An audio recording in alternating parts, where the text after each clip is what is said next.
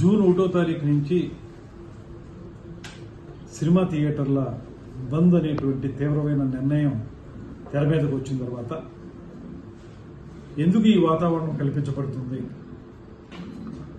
జరుగుతున్నది ఏమిటి, దీన్ని ప్రోద్బలిస్తున్నటువంటి వ్యక్తులు ఎవరు, ఇవన్నీ అంశాల మీద ఒక విచారణ జరిగితే రేపొద్దున పరిశ్రమకు ఉపయోగపడే విధంగా కొన్ని విధానాలని మేము అవలంబించడానికి వీలుగా ఉంటుందనేటువంటి ఉద్దేశంతో ఎప్పుడైతే థియేటర్లు మూసివేత అనేటువంటి అంశం వచ్చిందో నేను హోమ్ సెక్రటరీ గారితో మాట్లాడి వారికి చెప్పాం, దీని మీద వెంటనే లోతుగా అంశాలను విచారించండి, తద్వారా ఏం జరుగుతుందో తెలుసుకోవాలి, దాన్ని బట్టి ఒక నిర్ణయాన్ని మనం తీసుకోవడం కుదురుతుందని చెప్పాం.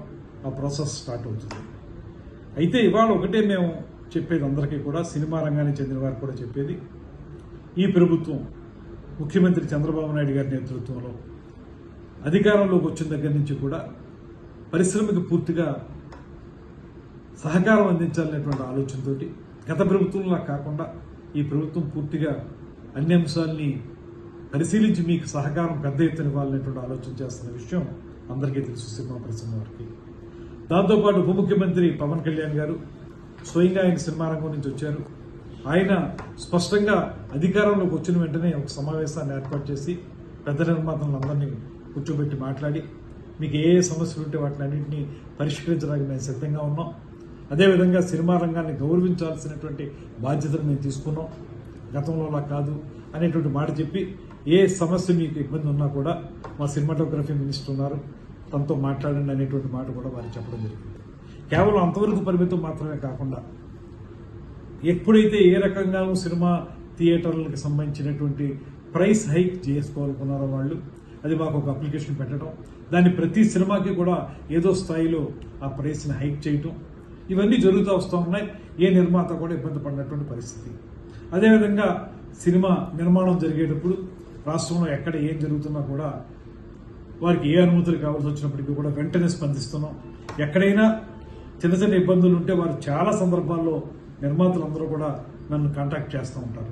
చేసిన వెంటనే వారికి అనుమతులు ఇచ్చే విషయంలో కానీ ఇతరత్ర అంశాల్లో కానీ వెంటనే స్పందించి వారికి ఆ రకమైనటువంటి సహకారాన్ని కూడా అందిస్తూ ఉన్నాం. ఇలాగ ఒక మంచి వాతావరణం నడుస్తున్నప్పుడు ఇప్పుడు సడన్గా థియేటర్లు మూసివేత అనేటువంటి అంశం తెర మీదకి రావడం అనేది ఎందుకు జరుగుతుంది, దీని వెనక ఏమైనా కారణాలు ఉన్నాయా, అది కూడా రేపు జూన్ 12వ తారీఖున పవన్ కళ్యాణ్ గారి సినిమా రిలీజ్ అవుతున్న సందర్భంలో ఎందుకు ఈ రకమైన వాతావరణం వచ్చింది.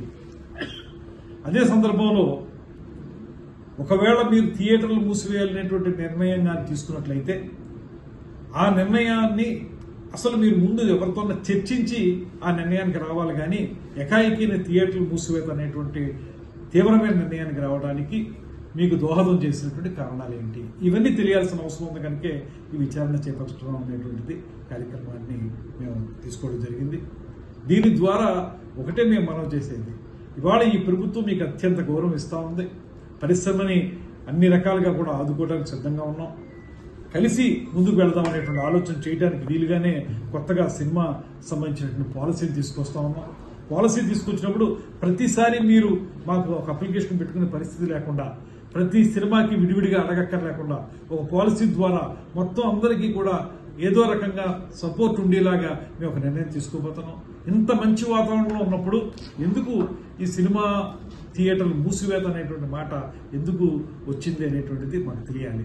తెలిస్తే దాన్ని బట్టి రేపొద్దున పరిశ్రమలో ప్రొడ్యూసర్స్కి, ఎగ్జిబిటర్స్కి, డిస్ట్రిబ్యూటర్స్కి అందరికీ ఉపయోగపడే విధంగా మేము కొన్ని నిర్ణయాలు తీసుకోవడానికి అవకాశం ఉంటుంది. కనుక ఇది ప్రభుత్వం సహజంగానే ఈ విచారణ ద్వారా కొన్ని అంశాలను బయటికి తీసుకొచ్చి వాటి ప్రాతిపదికగా ఒక కార్యాచరణ ఏర్పాటు చేసుకోవడానికి చేస్తున్న ప్రయత్నం ఇది. దాన్ని తప్పనిసరిగా ముందుకు తీసుకెళ్తాం.